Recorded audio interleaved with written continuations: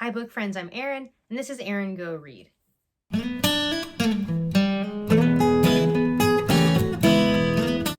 As you may have seen in my previous classics that I want to read in 2020 video, I'll link that up above and down below in the description box. I am making an effort to be more largely well-read in the literary canon. In the previous video, you'll see that I chose a selection of 12 classics that I want to read, that I feel like I should read, that I'm interested in reading. For this video, I have taken 2 top 100 book lists, kind of made a Venn diagram of the PBS Great American Read books and the BBC's top 100 most influential books, or the top 100 books that shaped our lives. And the overlap there were 21 books that overlapped, and there are 8 of those that I have not yet read. So these are those 8 books.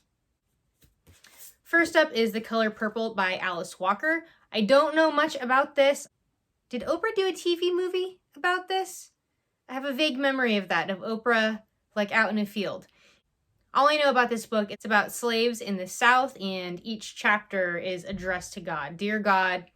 I suppose telling God about what is happening in their life on the plantation. Next up is Chinua Achebe's Things Fall Apart. All I know about this is it takes place in Africa, and it has to do with European colonialism.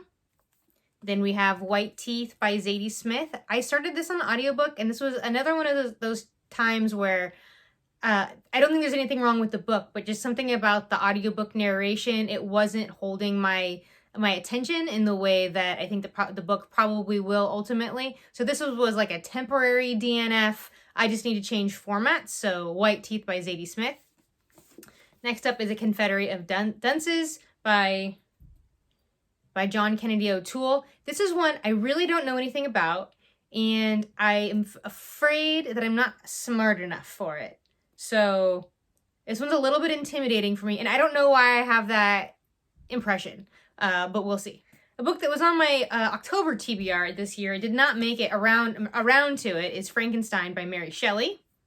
All of these, except for Frankenstein and I think the last one, are probably too new to really be considered classics.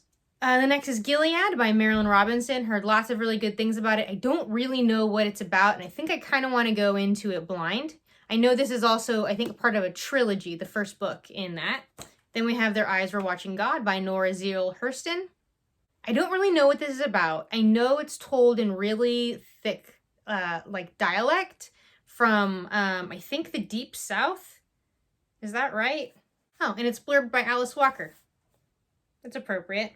So we basically follow one woman, Janie Crawford, through her life, through 3 marriages and the ups and downs in her life, I suppose. And then finally we have the series, The Chronicles of Narnia.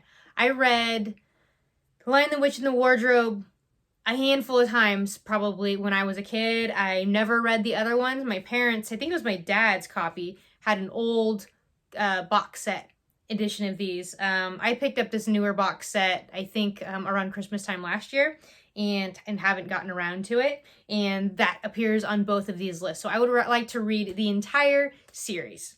So with the exception of Frankenstein, these are all much more modern books. I think they're all published after 1950, so post-World War II, which is usually kind of the cutoff, the later cutoff that people would call a classic. So these would be more modern classics, with the exception of Frankenstein. What do you feel about reading the literary canon? Is that something that you kind of strive to do, or something you don't really care about? Have you read any of these books? Thank you for watching. See you around the tubes.